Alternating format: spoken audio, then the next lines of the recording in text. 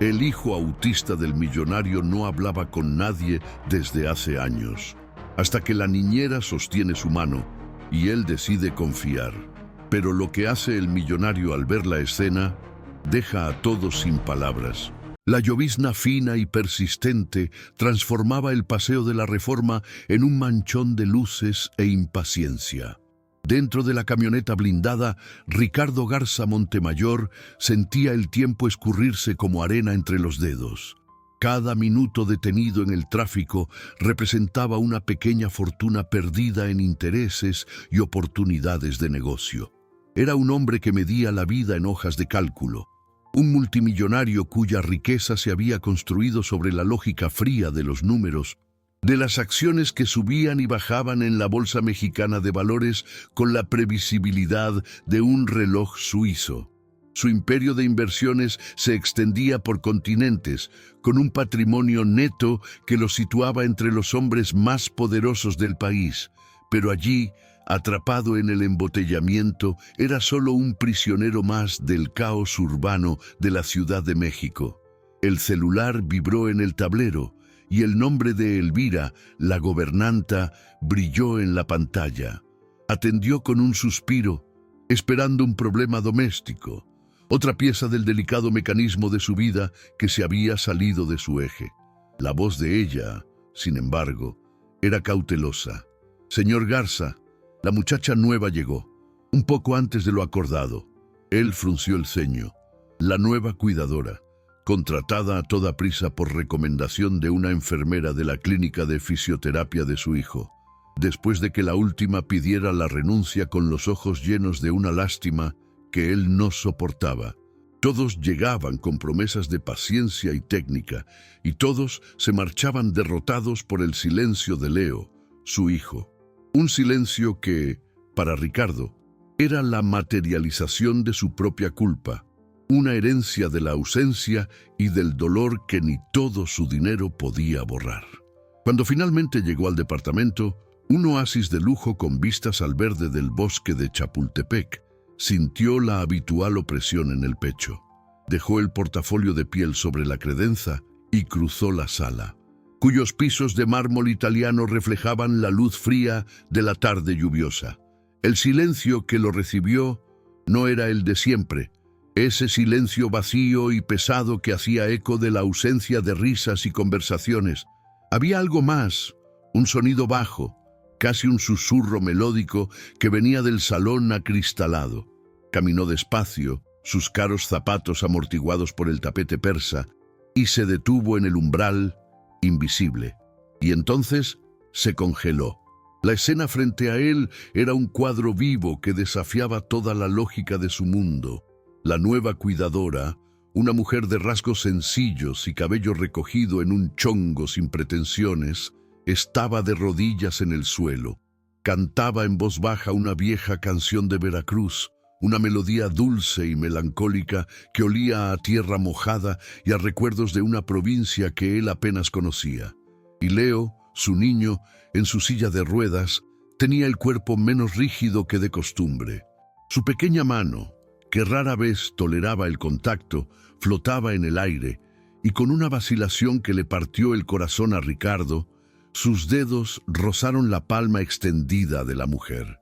El aire, por primera vez en años, no tenía el olor esterilizado de los productos de limpieza, sino el aroma reconfortante del café de olla recién hecho. Afuera, la ciudad rugía, pero allí dentro, el tiempo parecía haberse detenido. Ricardo, movido por un impulso que no supo nombrar, quizás la necesidad de controlar, de entender, de formar parte, dio un paso al frente. El mínimo sonido de su zapato sobre el mármol fue suficiente. Leo se puso rígido al instante, recogió el brazo, giró el rostro hacia la ventana y la cúpula de silencio se cerró otra vez a su alrededor. La magia se había roto. La cuidadora, sin embargo, no se asustó. Levantó los ojos hacia Ricardo y en ellos no había miedo ni sumisión. Solo había una calma profunda, una comprensión silenciosa. Antes de que él pudiera abrir la boca para dictar las reglas, para imponer su presencia como el dueño de ese capital y de esa casa, ella hizo una petición suave pero firme. «Quédese», dijo, con la voz baja, casi un secreto, pero sin hablar. La petición quedó suspendida en el aire, cargada de una autoridad que no provenía del estatus ni de los bienes, sino de algo mucho más antiguo y poderoso. Ricardo abrió la boca y la cerró. Él, que comandaba juntas y decidía el destino de negocios multimillonarios con una sola palabra, se sintió desarmado. Miró a su hijo, encogido en la silla, y a la mujer, que lo observaba con serenidad. Por primera vez en su vida de órdenes y obediencia jerárquica, obedeció. El día siguiente amaneció con la misma llovizna terca, pero dentro del departamento algo había cambiado. Ricardo, que solía salir antes del amanecer para sumergirse en el flujo de caja de sus negocios, se encontró deliberadamente retrasado. Se quedó parado en el pasillo, oculto por la sombra de una columna de mármol, observando la cocina. Ana, Elvira le había susurrado su nombre más temprano. Se movía con una economía de gestos que rozaba la reverencia. No le hablaba a Leo, no intentaba forzar una interacción. Simplemente le preparaba el desayuno con una concentración serena. Cortó la papaya en cubos diminutos, perfectamente alineados en el plato. Sirvió el jugo en un vaso específico, un vaso de plástico azul sin dibujos, que Ricardo nunca antes había notado. Lo colocó exactamente en el mismo punto de la bandeja de la silla de ruedas, a una distancia precisa de la mano derecha del niño. Ricardo sintió una punzada de irritación. Era un ritual sin lógica aparente. Un detalle insignificante en medio de un universo de terapias carísimas y equipos importados que él había adquirido. Él, que gestionaba un portafolio de acciones valorado en miles de millones de dólares, no lograba descifrar el valor de ese simple vaso azul. Sintió el impulso de intervenir, de preguntar, de optimizar el proceso, pero el recuerdo de la petición de ella, «Quédese», pero sin hablar, lo detuvo como un ancla. A lo largo del día, canceló 2 juntas importantes, alegando una indisposición. La verdad es que era rehén de una curiosidad que lo consumía. Desde la puerta entreabierta de su despacho, observó a Ana introducir otra de sus rutinas silenciosas. Tomó una caja de retazos de fieltro y comenzó a pegar pequeñas tiras de colores en el suelo pulido del pasillo, creando un camino que llevaba del cuarto de Leo al salón acristalado. Cada color, se dio cuenta más tarde, parecía llevar una instrucción sensorial. El fieltro rojo, más áspero, estaba posicionado antes de las curvas. El azul, suave, se encontraba en los tramos rectos donde la luz del sol entraba por la ventana. Leo, que normalmente se negaba a salir de su habitación, siguió el camino con las ruedas de su silla, sus pequeños dedos tocando cada textura, la mirada fija en el suelo como si descifrara un mapa hacia un tesoro. Para Ana, ese departamento no era una demostración de riqueza, era una fortaleza fría que necesitaba puentes. Ella había crecido compartiendo un cuarto con 3 hermanos, y la pobreza le había enseñado que los mayores activos no se guardaban en cajas fuertes, sino que se construían con paciencia e hilo de colores. Ella veía en Leo no una condición, sino un lenguaje que nadie se había tomado la molestia de aprender. Al final de la tarde, otro ritual. Ana llevó a Leo al inmenso balcón acristalado. Juntos, en silencio, observaron el cielo de la Ciudad de México transformarse de gris a tonos de naranja y rosa. El ruido de la ciudad, que frecuentemente desencadenaba crisis en Leo, parecía diferente desde esa altura. Era un sonido constante, casi un zumbido, salpicado por el pregón distante y melódico de un vendedor de tamales oaxaqueños en la calle de abajo. El niño, Hipersensible a los ruidos agudos e inesperados, relajó los hombros, su cuerpo hundiéndose en la silla. Un suspiro casi imperceptible escapó de sus labios. Ricardo, observando desde la sala, sintió un nudo en la garganta. La gratitud y el miedo libraban una batalla dentro de él. Esa mujer, con sus fieltros de colores y canciones jarochas, estaba logrando lo que una fortuna en inversiones médicas no había conseguido, y eso lo aterrorizaba. La confianza no era una moneda que él transaccionara con facilidad. El control era su armadura, el único mecanismo que lo protegía del dolor de amar y perder de nuevo. Tomó el celular y marcó el número de su jefe de seguridad, un hombre cuya lealtad había sido comprada con un salario astronómico y bonos generosos. Su voz, cuando habló, fue baja y cortante, despojada de cualquier emoción. Te envío la foto de una persona. Quiero saber todo sobre ella. ¿De dónde vino? ¿Quién es su familia? Cada detalle. Y quiero el informe en mi escritorio en 24 horas. El sobre Manila, lacónico y pesado, estaba sobre el escritorio de caoba de Ricardo incluso antes de que le sirvieran la primera taza de café. El informe era completo, quirúrgico, una radiografía de la vida de Ana Lucía Hernández. Lo leyó con la misma atención que dedicaba al análisis de una nueva inversión, buscando fisuras, inconsistencias, cualquier indicio de un interés oculto que justificara su desconfianza. Pero no había nada. La vida de Ana era un libro abierto de sencillez y lucha. Nacida y criada en un pequeño rancho en la sierra de Oaxaca, la mayor de 5 hermanos. El padre había fallecido temprano y ella, a los 17 años, asumió la responsabilidad de criar a los más pequeños mientras su madre trabajaba en el campo. No había deudas sospechosas, ninguna conexión con gente de mala reputación, ningún proceso legal. Su único patrimonio era una pequeña parte de la tierra de la familia, un activo de valor más sentimental que financiero. El informe, que debía devolverle el control, solo lo desarmó aún más. La mujer que le cantaba a su hijo no tenía un plan secreto para usurpar su fortuna. Tenía callos en las manos y una historia de resiliencia que su capital no podía comprar ni medir. El descubrimiento lo dejó inquieto, pues la bondad genuina era una variable para la cual sus gráficas y proyecciones no tenían respuesta. Frustrado, Ricardo cambió de táctica. Si no podía controlar la fuente, al menos intentaría decodificar el método.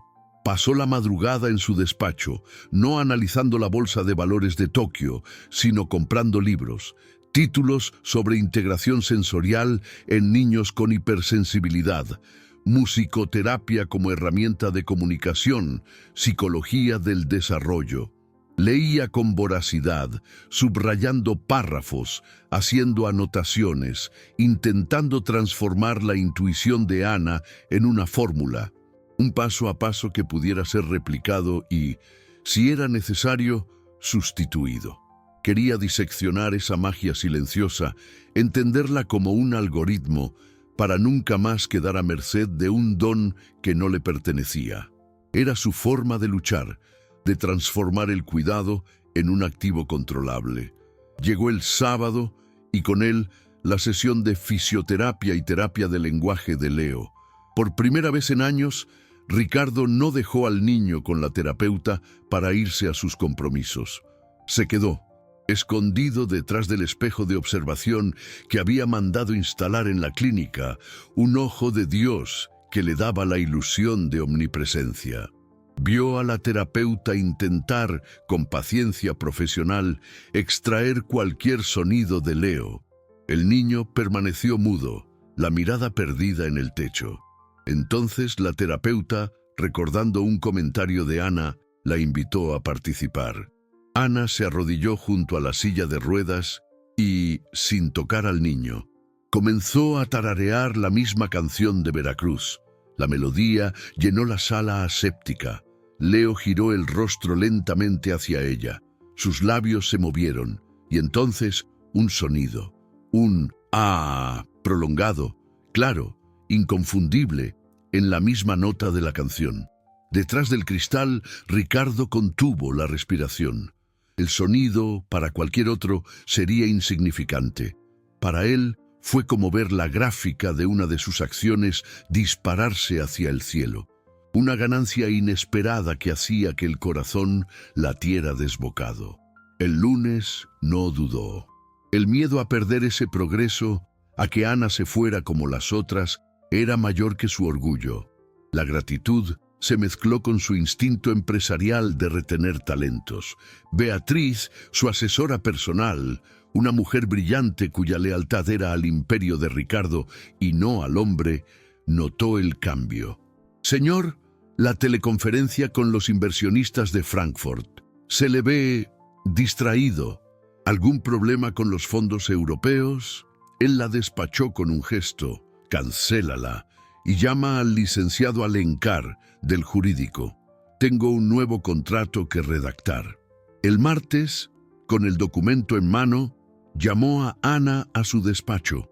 La habitación, con sus muebles oscuros y su vista panorámica de la ciudad, era el centro de su poder. Se sentó detrás del escritorio, la barrera de madera pulida entre ellos. Ana, comenzó, con la voz formal de quien anuncia los términos de un negocio. Estoy extremadamente satisfecho con su trabajo. Por eso, he decidido reajustar su salario. Empujó el papel sobre la mesa.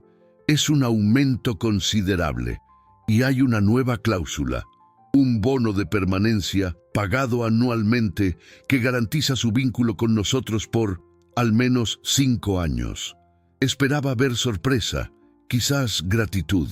Pero Ana solo miró el papel. Su rostro, una máscara de calma indescifrable.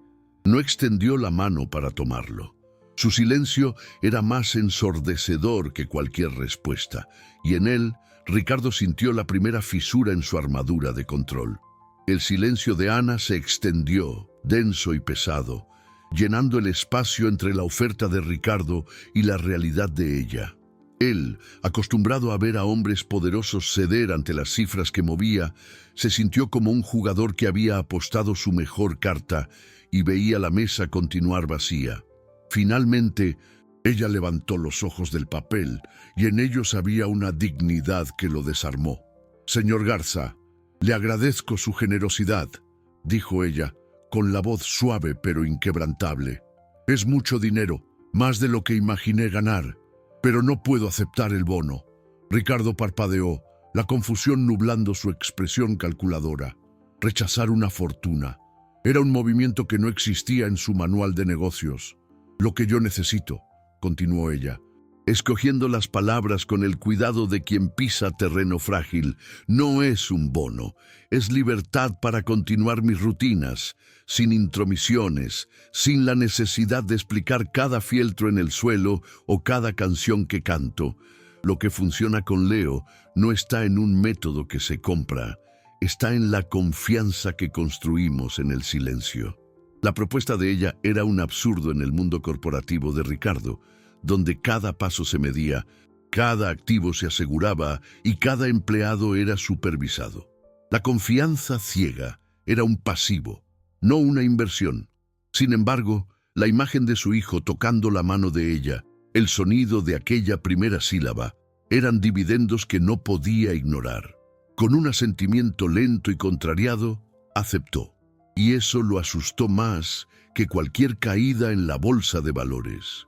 Con esa libertad recién conquistada, Ana expandió el universo de Leo más allá de las paredes de cristal del departamento. Una mañana soleada, anunció con sencillez: «Hoy vamos al mercado de la Merced». Ricardo casi se ahoga con el café. La Merced, ese caos de olores, colores y sonidos, era una pesadilla sensorial, una receta para una crisis severa, pero recordó su promesa. Solo observó con el corazón encogido mientras ella preparaba una pequeña bolsa con una manta, unos audífonos con cancelación de ruido y un atomizador con agua de lavanda. La ciudad pulsaba afuera, un monstruo de concreto y oportunidades, y Ana estaba a punto de lanzar a su hijo a esa arena. En el mercado se movió con la calma de quien conocía el terreno. Ignoró los puestos ruidosos y lo condujo a la sección de frutas. Allí, el espectáculo era visual y táctil. «Mira a Leo», susurró tomando un tejocote. «Huele». No lo forzó a tocar, solo acercó la fruta a su nariz. Después le mostró un mango maduro. «Este es suave y esta otra», dijo, señalando una piña. «Pica un poquito. Es diferente». Por primera vez, Leo no se encogió. Estiró los dedos y con la punta del índice tocó la cáscara del mango. Un toque rápido, vacilante, pero voluntario. Era una victoria monumental.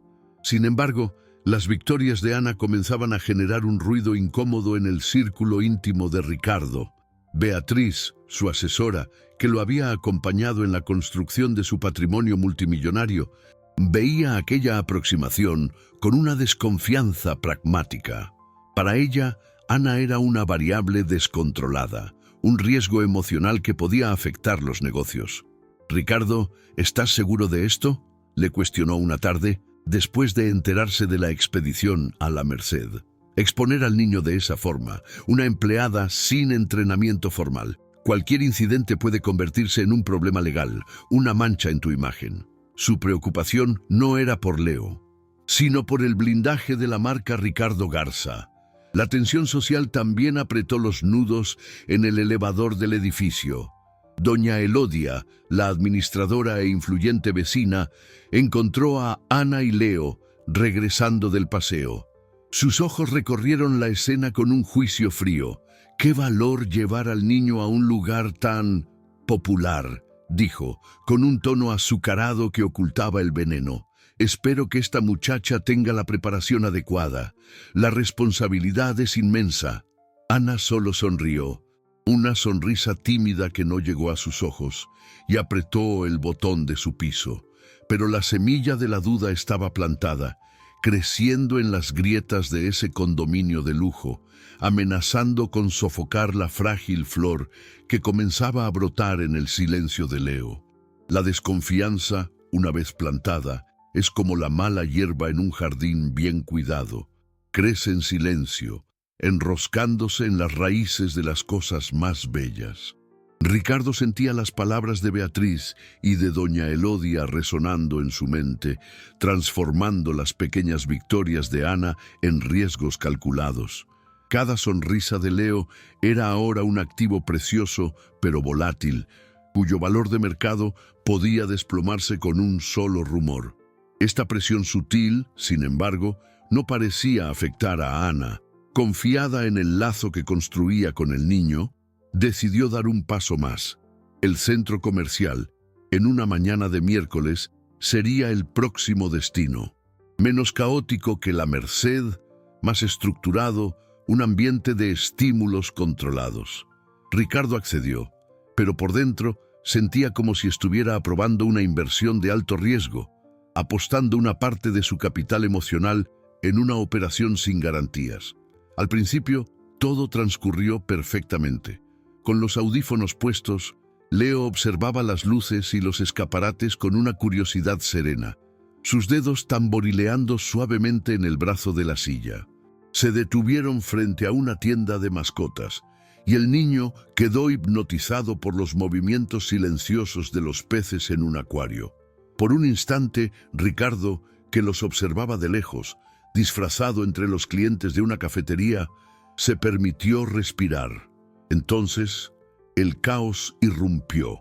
El sistema de sonido del centro comercial, sin previo aviso, disparó una viñeta promocional estridente, un jingle agudo y repetitivo. Para la mayoría de la gente, era solo un ruido de fondo. Para Leo, fue una agresión, una avalancha sonora que derribó todas sus defensas. Su cuerpo se tensó, se llevó las manos a los oídos con fuerza y un gemido bajo y angustiado escapó de su garganta. La gente a su alrededor se giró para mirar, algunos con curiosidad, otros con evidente reprobación. Fue entonces cuando doña Elodia, saliendo de una boutique de lujo con bolsas en las manos, vio la escena. Ana no entró en pánico. Con una agilidad que provenía de la práctica y del instinto, empujó la silla de Leo hacia un hueco tranquilo, detrás de una escalera eléctrica desactivada. Abrió la bolsa y sacó la manta con olor a lavanda.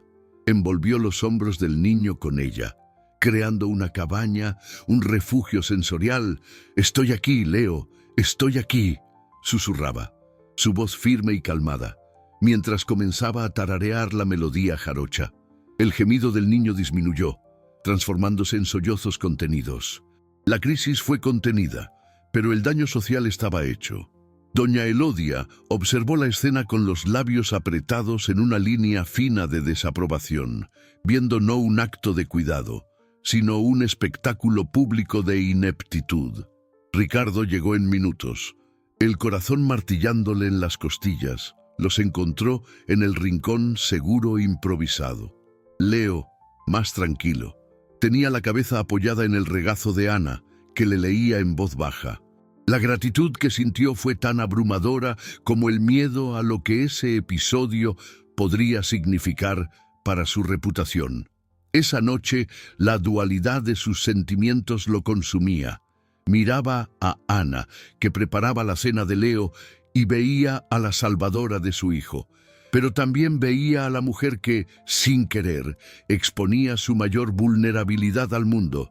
Dominado por un impulso de proteger esa conexión a toda costa, de aprisionar ese milagro dentro de sus paredes, tomó una decisión drástica. Esperó a que ella terminara y la abordó en el pasillo. Su voz era grave. «Ana, ven conmigo». La guió hasta la puerta de su despacho, el santuario que había permanecido intacto desde la partida de su esposa. Sacó de su bolsillo una llave de bronce, antigua y pesada. «Este es mi lugar. Nadie entra aquí, pero tú puedes. Elige los libros, la música, lo que necesites para Leo». Era una oferta de confianza sin precedentes, un pedazo de su alma entregado en metal. Los ojos de ella brillaron de emoción, pero cuando extendió la mano para tomar la llave, él retrocedió un paso y sacó del bolsillo interior de su saco un documento doblado.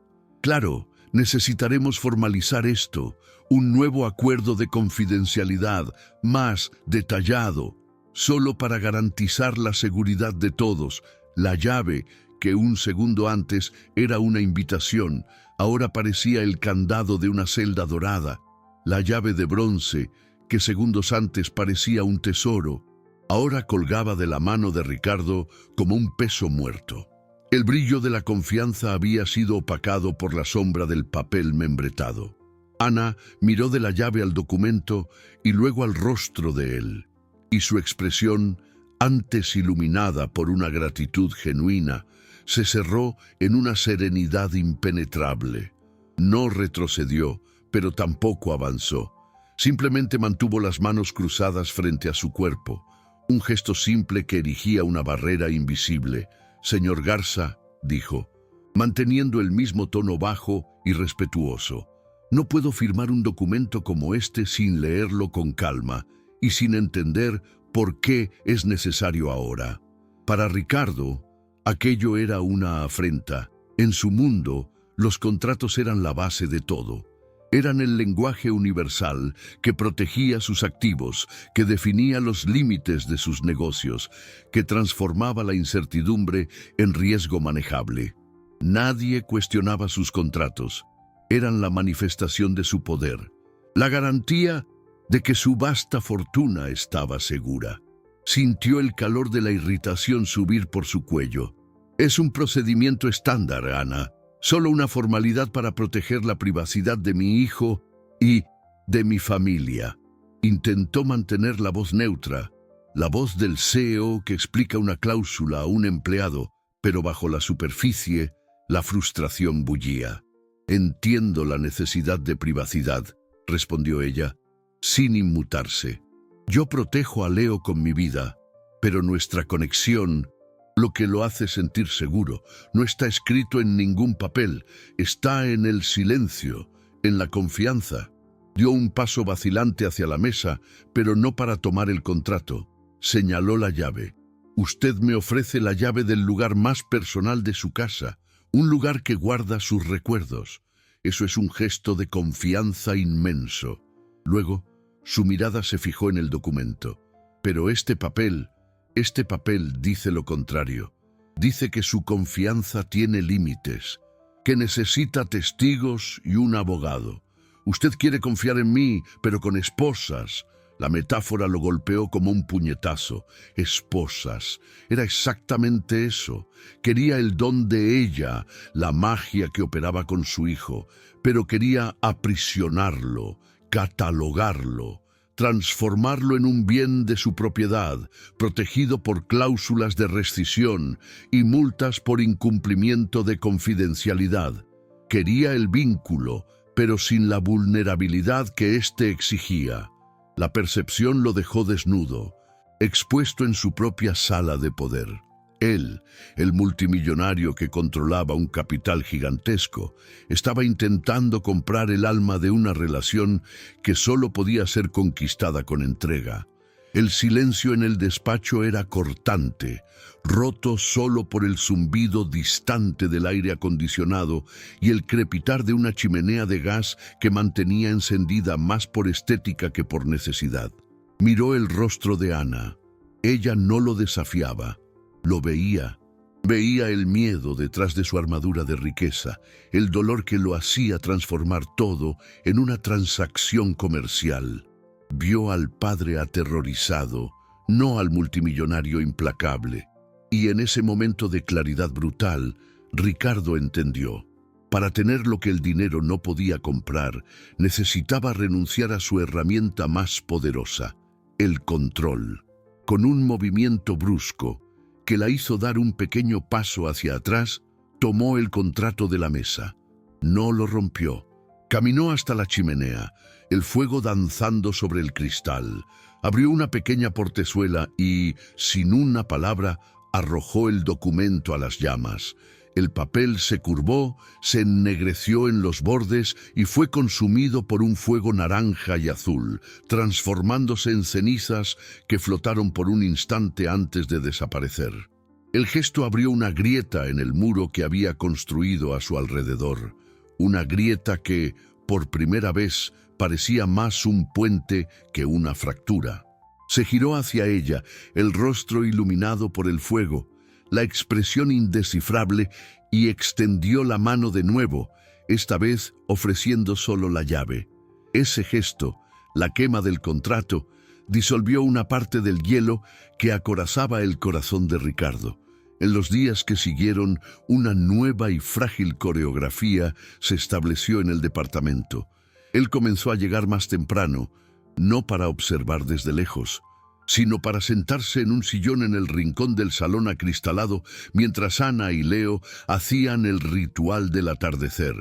No hablaba, solo estaba presente y su presencia silenciosa comenzó a tejerse en la rutina de ambos. Ana, por su parte, usó la llave del despacho. No para husmear, sino para elegir viejos discos de vinilo que estaban acumulando polvo. Descubrió que Leo, que se asustaba con los sonidos digitales, se calmaba con el suave crujido de la aguja recorriendo los surcos de un disco de música clásica. El puente construido sobre la grieta de la desconfianza parecía solidificarse, ladrillo a ladrillo. Pero la paz en un imperio como el de Ricardo siempre es vigilada. Beatriz, su asesora, observaba la transformación con la frialdad de quien analiza la gráfica de un activo inestable. Para ella, la creciente influencia de la niñera era un pasivo peligroso, una distracción que alejaba a su jefe de las decisiones cruciales que mantenían girando el engranaje de su fortuna, generando ganancias y dividendos. Una tarde, entró en el despacho de Ricardo con una tablet en la mano y la urgencia de quien anuncia una oportunidad de negocio imperdible. «Ricardo, sé que tu enfoque ha estado en Leo, y eso es loable», comenzó, con voz calculada. «Pero precisamente por eso encontré algo que puede potenciar los resultados. Una clínica en Suiza, métodos revolucionarios, basados en datos, con una tasa de éxito del 82% en casos de hipersensibilidad severa. Piénsalo como la mejor inversión que puedes hacer en el patrimonio más importante de tu vida. Deslizó el dedo por la pantalla, mostrando gráficas, proyecciones de progreso, testimonios en video de sonrientes familias europeas. Para Ricardo, aquello era su lengua materna. Eran métricas, rentabilidad, un plan de negocios para la recuperación de su hijo. El enfoque de Ana estaba lleno de alma, pero era impredecible. La clínica suiza ofrecía la promesa de control, de resultados garantizados por una alta inversión en euros. La semilla de la duda, que él creía haber quemado en la chimenea, brotó de nuevo más fuerte y seductora que nunca. Intentó convencerse de que no era una traición. Sería una fusión, la unión del cuidado de Ana con la tecnología de punta. Esa noche, la llamó para conversar en el balcón, el cielo comenzando a teñirse de rosa. «Ana», dijo, con una voz extrañamente formal, «hemos tenido un progreso increíble, gracias a ti, pero quiero ofrecerle a Leo todas las herramientas posibles. Existe una clínica, una de las mejores del mundo, que puede acelerar el proceso». No se dio cuenta de lo fría que sonó la palabra proceso, como si el desarrollo de su hijo fuera un flujo de caja a ser optimizado. Ana lo escuchó en silencio, su rostro convirtiéndose en una máscara inexpresiva. El dolor que la golpeó no fue de rabia, sino de una profunda y cortante decepción. Él todavía no entendía. Después de todo, aún creía que la solución podía ser comprada, importada, contratada. La confianza que ella pensó haber construido era, al final, solo una aplicación a corto plazo, a ser reemplazada por un fondo más seguro y prometedor. «Entiendo, señor», fue todo lo que dijo.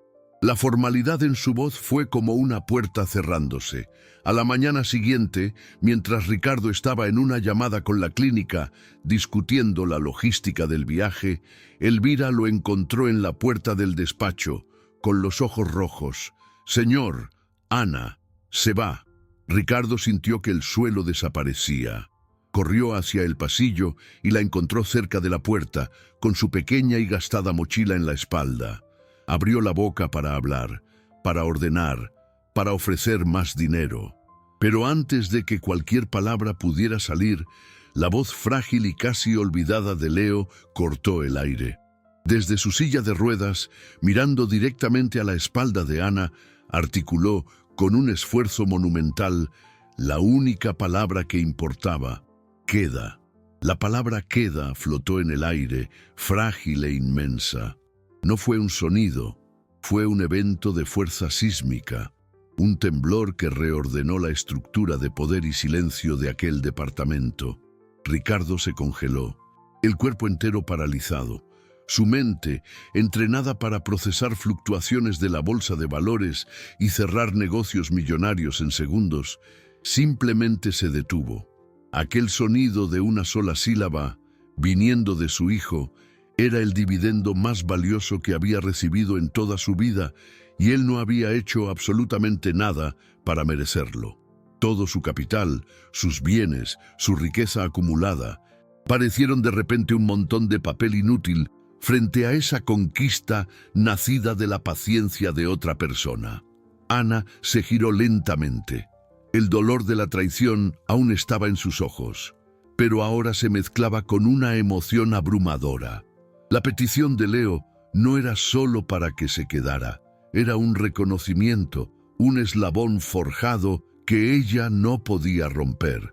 Miró de Leo a Ricardo, y su mirada ya no era la de una empleada, sino la de una guardiana.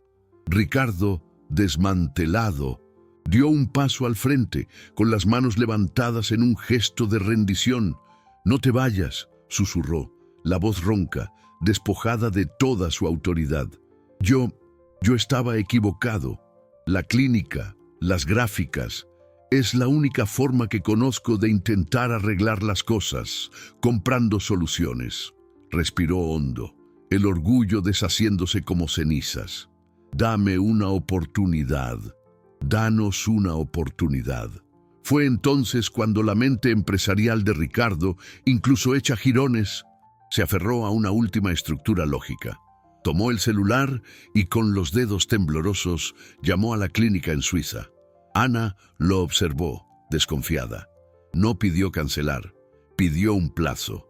4 semanas, dijo al teléfono, la voz recuperando un atisbo de firmeza. Quiero evaluar el progreso de un método casero con métricas claras. Tolerancia al ruido, en decibeles, tiempo de contacto visual, en segundos, número de sílabas articuladas. Enviaré un informe semanal. Si no hay avance, confirmo el lugar. Colgó y miró a Ana. 4 semanas para demostrar que tu camino es el correcto. Ana sintió el peso de ese desafío. Él todavía necesitaba sus números, sus hojas de cálculo, pero ahora estaba dispuesto a llenarlas con la materia prima de ella. Asintió lentamente, pero no con sumisión. Había condiciones. Me quedo, dijo, y por primera vez su voz tenía un peso de igualdad, pero con 3 reglas. Primera, transparencia total. Se acabaron los planes secretos o las investigaciones. Todo lo que concierne a Leo lo decidimos juntos. Ricardo tragó saliva y asintió.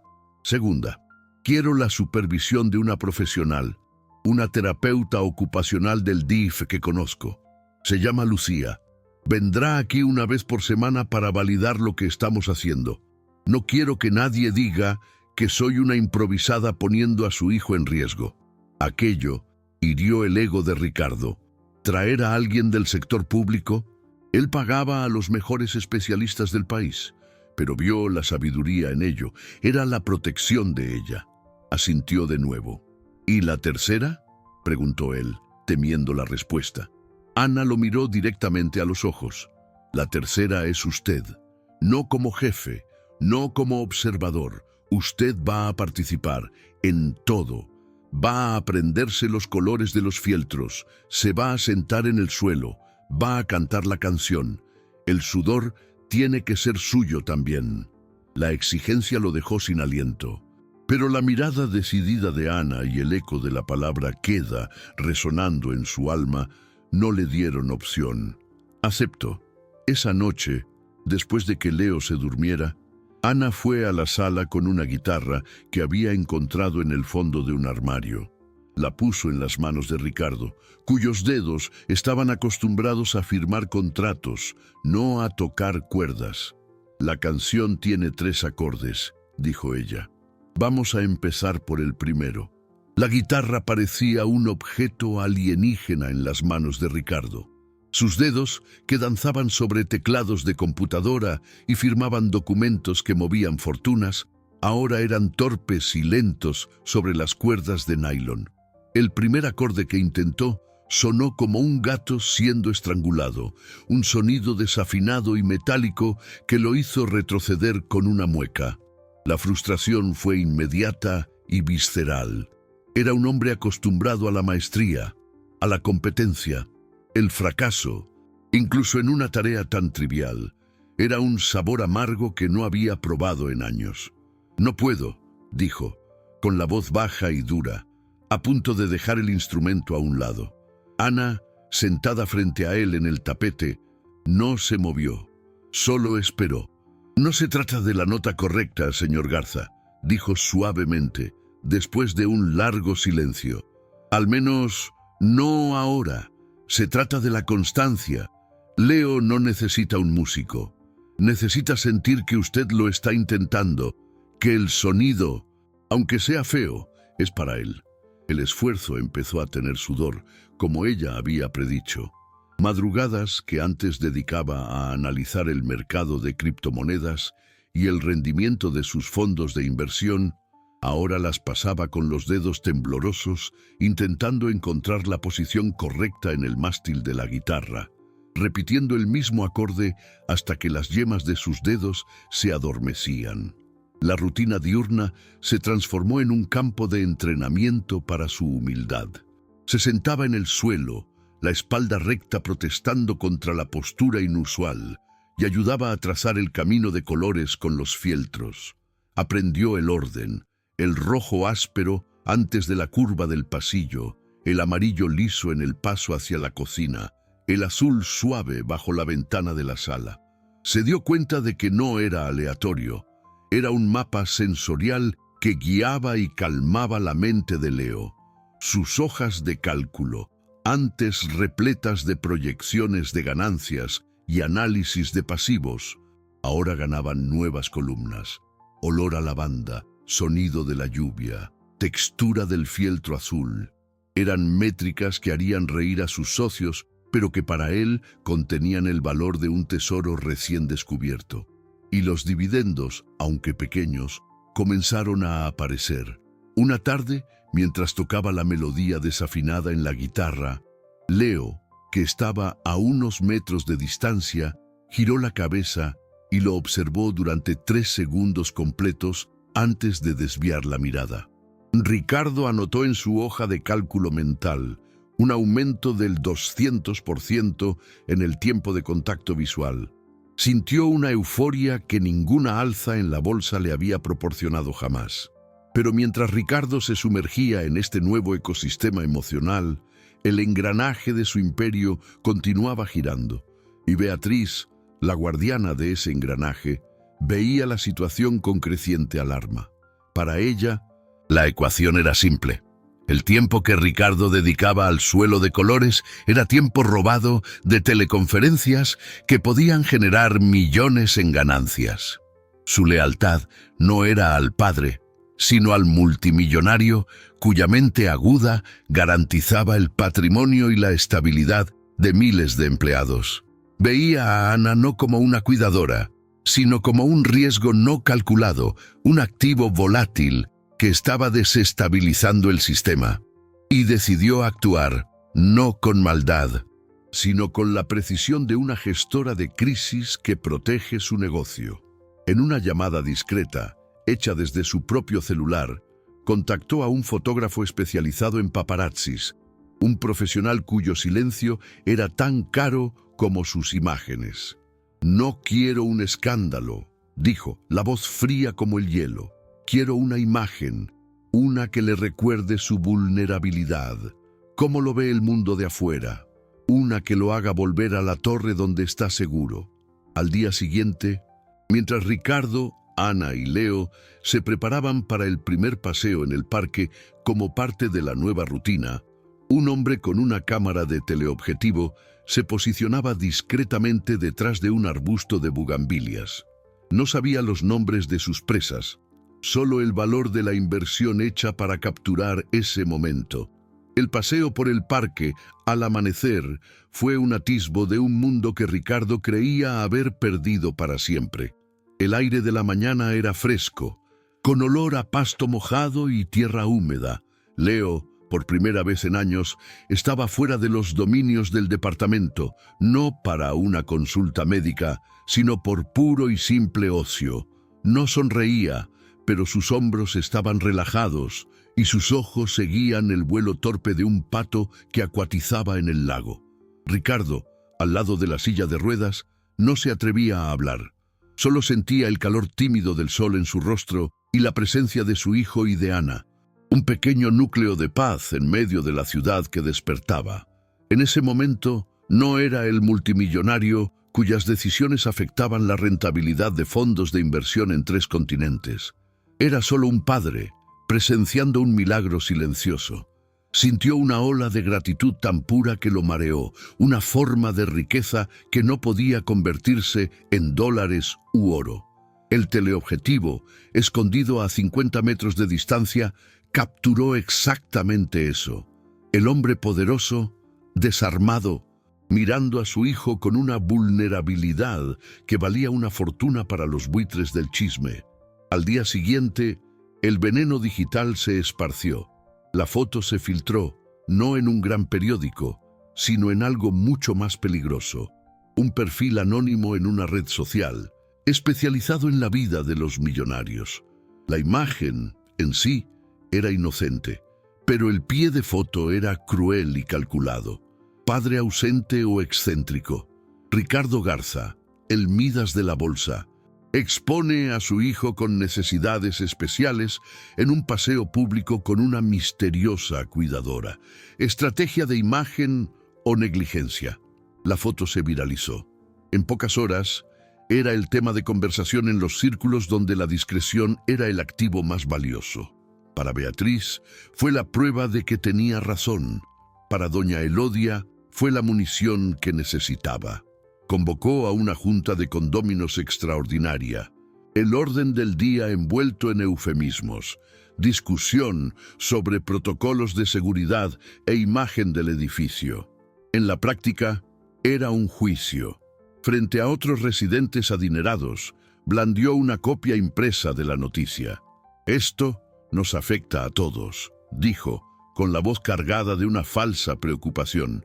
«La seguridad de nuestros hijos, la reputación de nuestro patrimonio. No podemos permitir que situaciones inestables comprometan el ambiente que hemos construido». Ricardo sintió el impacto en oleadas. Primero, la furia por la invasión de la privacidad. Luego, el pánico de ver a su hijo convertido en un espectáculo. Y finalmente, la culpa, corrosiva y abrumadora. Había fallado en protegerlo, y en su mente, nublada por el miedo y la humillación, buscó un culpable, un punto de origen para el desastre. Su mirada recayó en Ana. Antes de ella, su vida era una fortaleza impenetrable. Con ella, las murallas se habían convertido en puentes, y por esos puentes el enemigo había entrado. Esa noche, la tensión en el departamento era palpable. Leo, sintiendo la angustia de los adultos, tuvo una regresión. Se negó a salir de su cuarto, encogido en su silla. Fue la gota que derramó el vaso para Ricardo. Esperó a que Ana saliera del cuarto del niño y la interceptó en el pasillo. Su voz era baja, pero cortante como un vidrio roto. «Esto es tu culpa», dijo, el rostro una máscara de dolor y rabia. «Tú y tus ideas de salir, de ir a parques, de exponerse, lo expusiste al público». Ana lo miró, los ojos llenos de una tristeza profunda. No lloró. Solo respondió con una verdad que lo golpeó con la fuerza de un puñetazo. «La exposición no vino del parque, señor Garza», dijo con voz firme. «Vino de adentro de su casa». Un silencio cortante se instaló entre ellos. Él no podía aceptar esa verdad. Era más fácil culpar a la extraña que a su propio mundo. «Necesito un tiempo», dijo, con la voz gélida, retrocediendo detrás de sus defensas. «Como precaución, estarás apartada por una semana. Se te pagará el sueldo. Elvira cuidará de Leo». Todo parecía perdido. El silencio que se instaló en el departamento tras la partida de Ana era diferente. No era el silencio pesado de la ausencia de Leo, sino un vacío activo, un pasivo en su balance emocional que parecía succionar todo el aire y el color de las lujosas habitaciones. Elvira se movía por la casa como un fantasma, los hombros encorvados bajo el peso de una culpa que no sabía cómo expresar. Ricardo, por primera vez en años, estaba verdaderamente solo con su hijo, y la responsabilidad lo aplastaba. Determinado a demostrar que podía controlar la situación, que el método era solo una técnica replicable, tomó la caja de fieltros. «Vamos, campeón», dijo, con una falsa animación que no se convenció ni a sí mismo. Se arrodilló en el suelo de mármol y comenzó a recrear el camino de colores. Pero su mente lógica organizó los colores por tonalidad, del más claro al más oscuro, ignorando el orden sensorial que Ana había establecido. Al colocar a Leo en la silla de ruedas al inicio del camino, la reacción fue inmediata y desoladora. El niño se puso rígido, las manos aferrándose a los brazos de la silla, una barrera invisible levantándose a su alrededor. Ricardo intentó e insistió, la frustración creciendo con cada negativa de su hijo. Fue entonces cuando un destello de memoria lo golpeó. La imagen de Ana explicándole a la terapeuta que el fieltro rojo, más áspero, siempre iba antes de una curva para avisar sobre el cambio de dirección. Era un detalle insignificante que, de repente, pareció la clave de todo. Con el corazón martillando, rehizo el camino. Esta vez en el orden correcto, el orden de Ana. Al colocar a Leo de nuevo al principio, el niño vaciló por un segundo y luego, lentamente, comenzó a mover las ruedas, los dedos tocando cada textura como si leyera una partitura familiar. Y entonces, Ricardo entendió. No era un método, era un idioma, y cada color, cada textura, era una palabra de afecto y seguridad. Los verdaderos activos de esa relación no eran las técnicas, sino los detalles nacidos de la observación y el cariño. Esa noche tomó la guitarra. Sus dedos, aún doloridos, encontraron los acordes con dificultad. El sonido que produjo era torpe, desafinado, pero persistió, tocando la melodía jarocha de forma casi irreconocible. No se dio cuenta de que Leo se había acercado en silencio. De repente, sintió un peso ligero en su hombro. La pequeña cabeza de su hijo se había posado allí. Un gesto de confianza pura, de entrega total. Ricardo dejó de tocar, sintiendo el aroma del champú infantil en el cabello de Leo, y lloró. En silencio, para no romper el encanto, las lágrimas calientes de un multimillonario que acababa de descubrir la verdadera naturaleza de su patrimonio. A la mañana siguiente, sabía lo que tenía que hacer. Buscó a Elvira. Necesito encontrarla. No tengo su dirección. Su teléfono se va directo a buzón. La gobernanta, cuyos ojos estaban hinchados de culpa por haber dudado de Ana, confesó. Ella me contó, señor, por si había una emergencia. Su voz era un susurro. Los sábados que llueve, vende pan de elote en la Tapo. Para ayudar a su familia en Oaxaca, dijo que se vende más cuando el tiempo está feo. La revelación lo golpeó con la fuerza de un puñetazo. Él la había alejado y ella, sin quejarse, había vuelto a su mundo de lucha silenciosa. El sábado llegó con la misma llovizna fina del día en que todo comenzó. Ricardo condujo hasta la terminal de autobuses de pasajeros de Oriente. Su auto de lujo desentonando por completo con la multitud apresurada y los autobuses que llegaban y partían. Y allí estaba ella, bajo el techo de un puesto improvisado, el rostro sereno, ofreciéndole un pedazo de pan a un viajero. Se acercó, su traje caro mojado por la garúa. Ella lo vio y su rostro no demostró sorpresa, solo una espera cansada. Él no se disculpó con palabras vacías, ofreció acciones. «Despedí a Beatriz», dijo, la voz firme sobre el ruido de la terminal. «La foto vino de dentro de mi círculo, la culpa fue mía». Respiró hondo. «Y enfrenté la junta de condóminos. Llevé a una psicopedagoga del sector público que Lucía me recomendó. Hablé sobre la ley de accesibilidad y sobre el respeto sensorial. El edificio va a instalar nuevas reglas». Ella lo miraba, la llovizna mojando sus hombros, y por primera vez no supo qué decir. La Tapo, con su flujo constante de llegadas y partidas, se convirtió en el escenario improbable para la reconstrucción de una confianza rota. Las palabras de Ricardo, simples y directas, llevaban el peso de acciones concretas.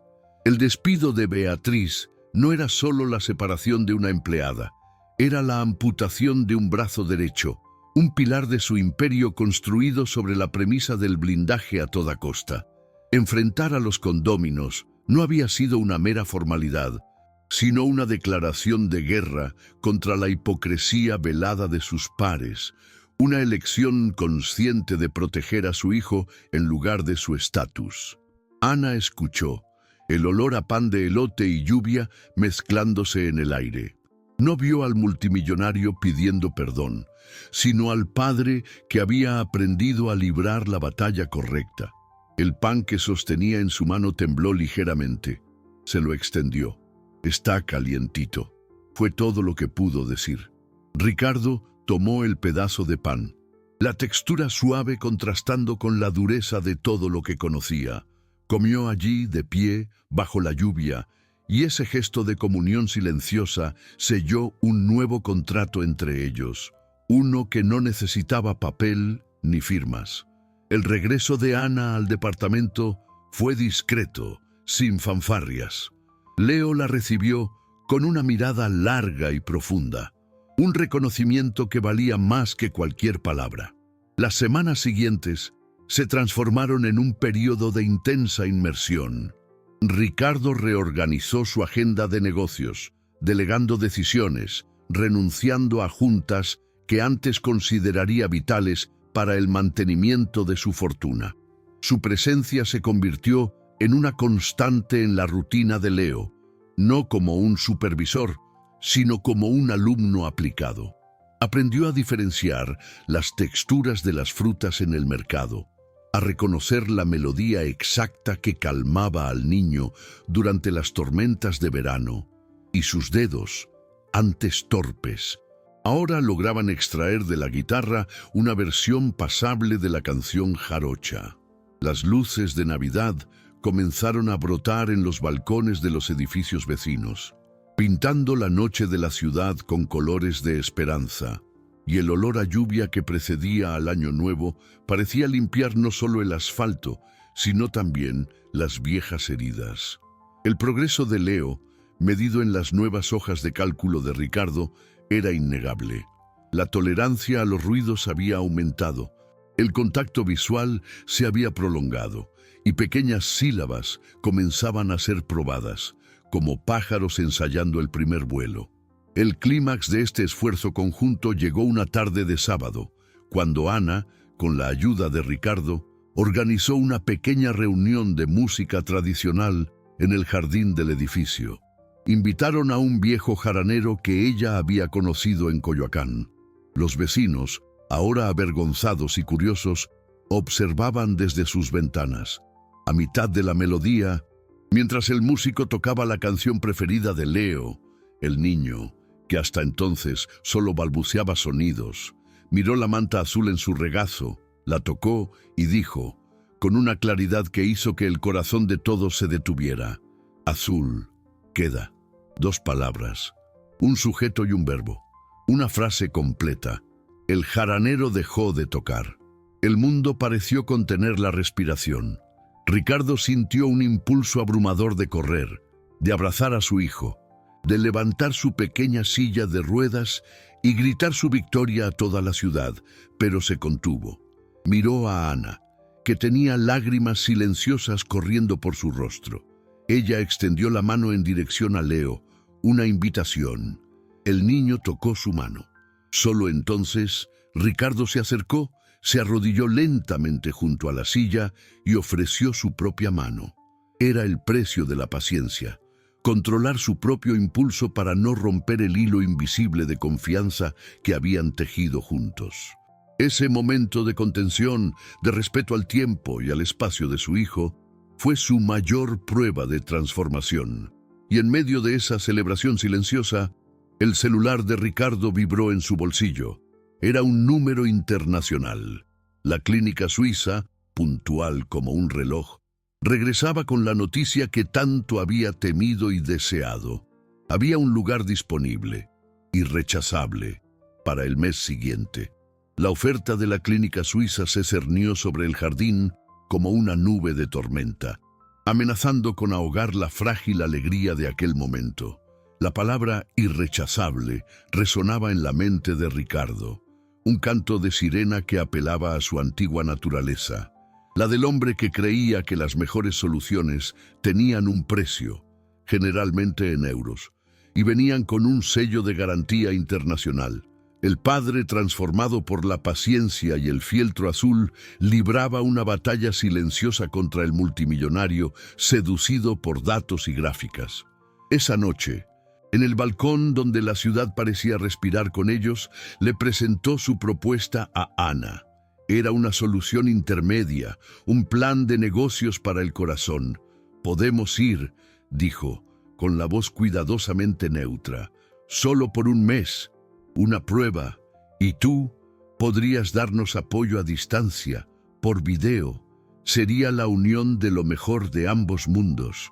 Él creía en la lógica de esas palabras, pero Ana sintió la puñalada. Él todavía veía su mundo como un apoyo, un accesorio sentimental para la eficiente máquina de la ciencia.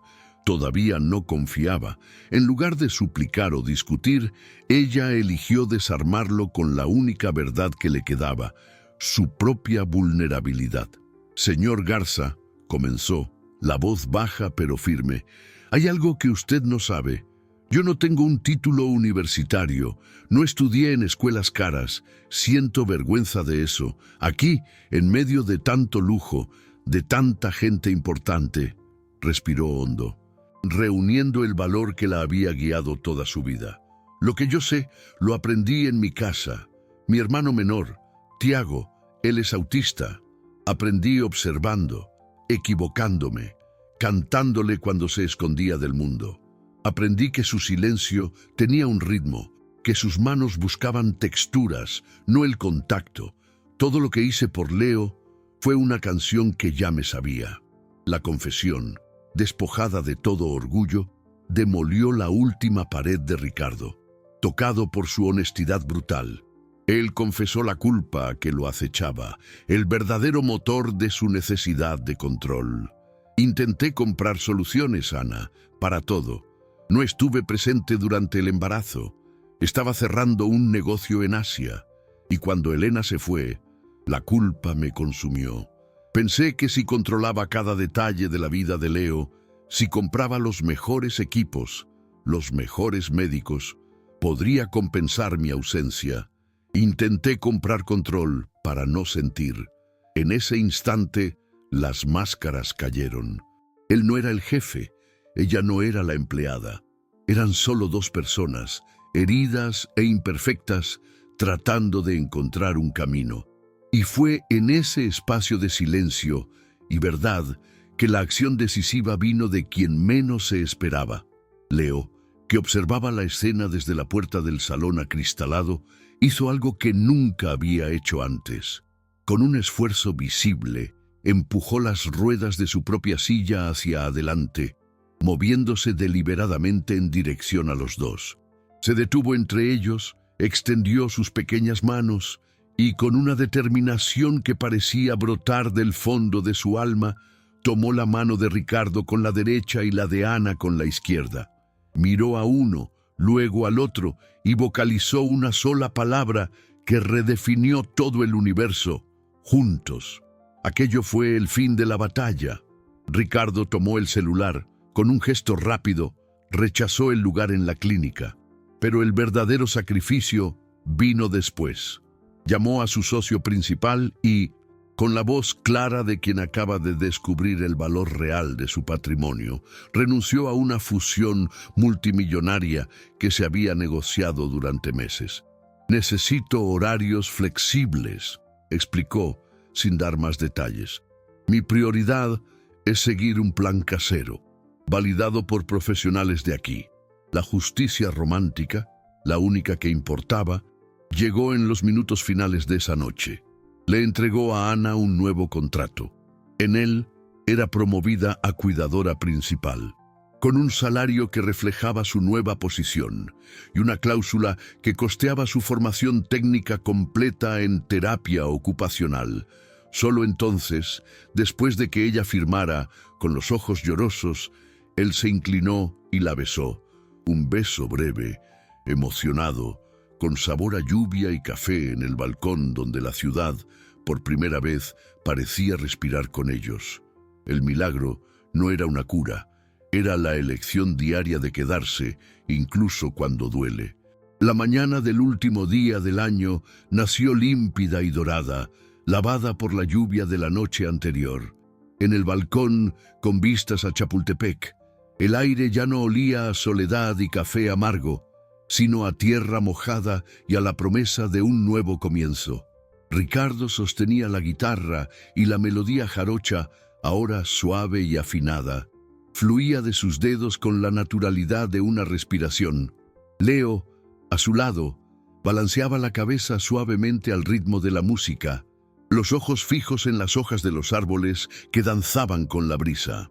Ana, de pie detrás de ellos, tenía las manos apoyadas en los hombros de Ricardo, un gesto de compañerismo silencioso que se había convertido en la nueva arquitectura de esa familia. El caos del Paseo de la Reforma todavía rugía a lo lejos, pero allí, en ese refugio de cristal y esperanza, el único sonido que importaba era el de la música que habían aprendido a tocar juntos. La transformación de Ricardo no había sido una abdicación de su imperio, sino una redefinición de sus términos.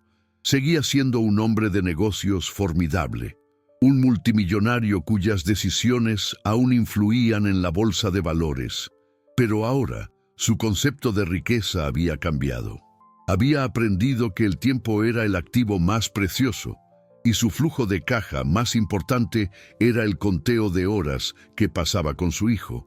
Su patrimonio neto ya no se medía solo en dólares, euros o bitcoins, sino en las raras sonrisas de Leo, en la creciente confianza de Ana. Delegó la gestión de varios fondos de inversión y rechazó negocios que requerían largos viajes, explicando a sus atónitos socios que estaba diversificando su portafolio para incluir activos de largo plazo y altísima rentabilidad emocional. Ana, por su parte, había abrazado la oportunidad de estudiar con una dedicación feroz. Por las noches, la gran mesa de mármol del comedor, antes un espacio frío y sin vida, ahora se cubría con sus libros de terapia ocupacional.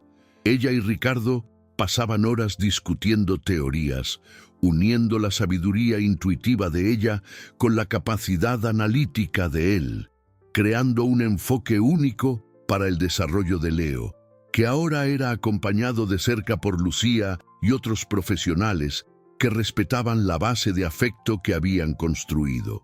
Su viaje no era una línea recta de ascenso.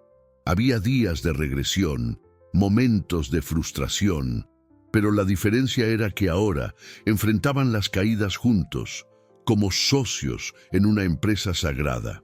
Una tarde, mientras caminaban por el parque, Leo señaló el lago y, por primera vez, formó una pequeña frase para expresar un deseo. Leo quiere agua. La simplicidad de esas palabras fue, para Ricardo, más valiosa que cualquier herencia, más rentable que cualquier acción que hubiera comprado jamás. Miró a Ana, y en la mirada de ella vio el reflejo de su propia alegría. El milagro no era la cura, sino la comunicación. Era el puente que habían construido, sílaba por sílaba, color por color, nota por nota. Esa noche, mientras observaban las primeras luces de los fuegos artificiales de Año Nuevo pintando el cielo, Ricardo no hizo promesas. Solo sostuvo la mano de Ana con más firmeza y sintió la cabeza de Leo apoyarse en su pecho, quedándose dormido con el sonido distante de la fiesta. Entendió, finalmente, que la verdadera fortuna no estaba en acumular bienes para protegerse del dolor, sino en tener el valor de ser lo suficientemente vulnerable para construir algo que valiera la pena proteger. La melodía jarocha era la banda sonora de este descubrimiento. Una canción que no hablaba de un final feliz, sino de la belleza del viaje, de la elección diaria y silenciosa de quedarse, y de cómo esa elección, y solo esa, lo cambia absolutamente todo.